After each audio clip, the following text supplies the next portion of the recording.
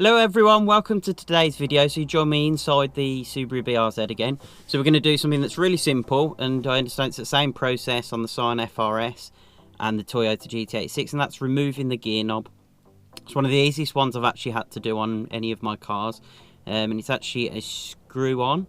So if you want to upgrade it and go for something aftermarket, or yours is just worn out and you want to remove it and refit a brand new stock one, whichever tickles your fancy, go for it, and we'll show you in the video now how to remove it. Couldn't be simpler. Okay, so here's your stock gear knob or gear selector, and all you do is rotate clockwise, anti-clockwise, sorry. So make sure you rotate anti-clockwise, keep rotating.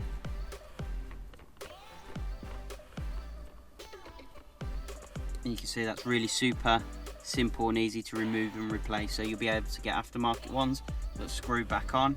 If we swap this out, so this one's a little worn, for example, around the edges, you can see there. If we went and got a stock one, all we'd need to do to replace it is rotate it back on.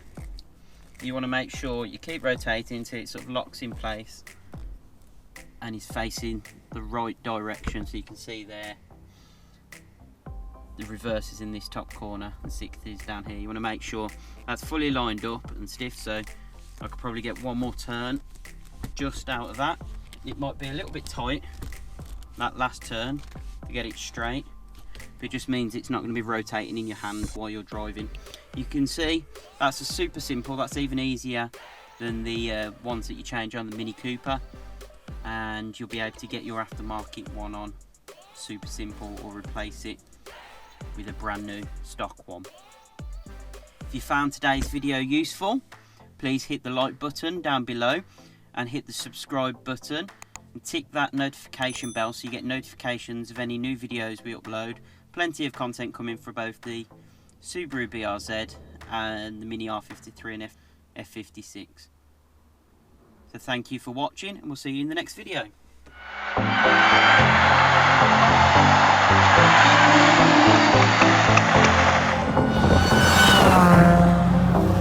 Threaded bits, and there's actually little holes on the bottom.